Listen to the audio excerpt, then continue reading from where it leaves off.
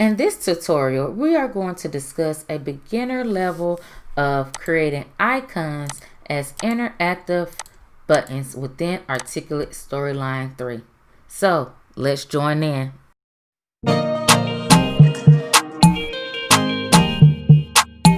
Okay, as you all see, I have already created this on this slide. So let's start from a blank canvas.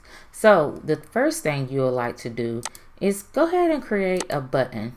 Just go in here. I'm going to choose the square button just like I did before. Right? And so as you see, it comes in at this blue. Right away, the first thing I like to do is change the color of what color I want. So go to the button field and I'm going to choose this orange. Now I set my border to here. So also underneath the button tools, and this only appears when you select, when you put in a button, a built-in button in Articulate Storyline. You will see over here that these icons come up.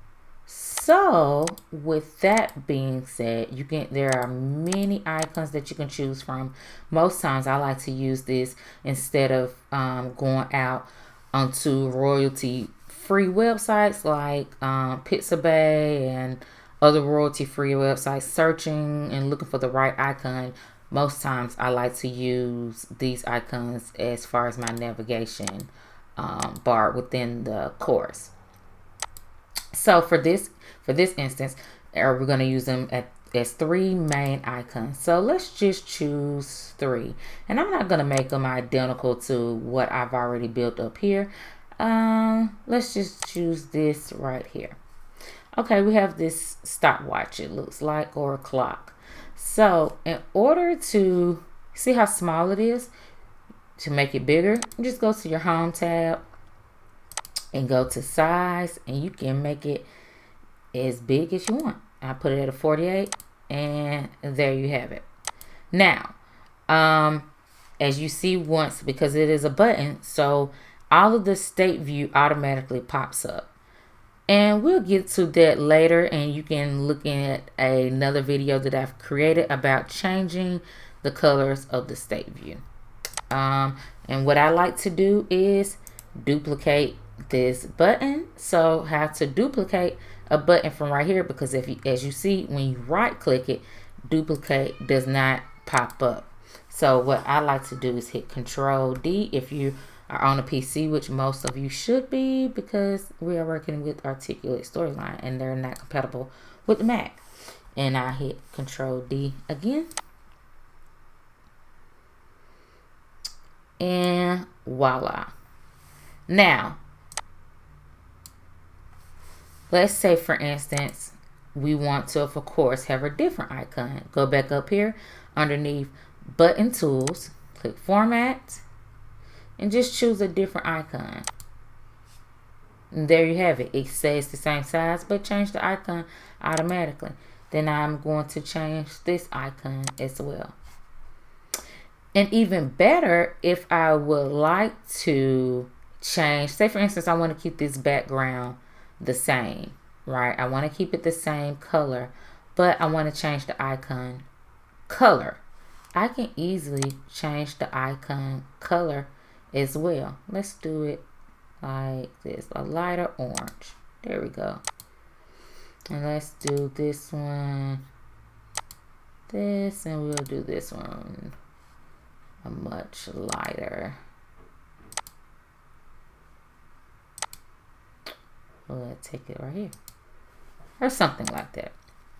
So now to make these interactive, I have 3 states that I have created right here, and these apply to what I have listed before. So don't pay attention to the title. I can just change this. So I'm just using this as a sample slide.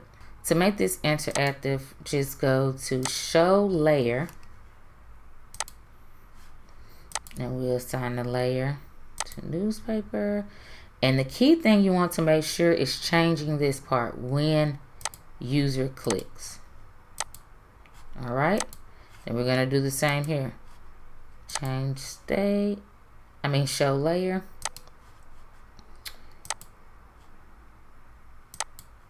Books when user clicks. And we're going to change this. Show layer when user clicks. All right. So let's see if everything is working out. Let's preview it.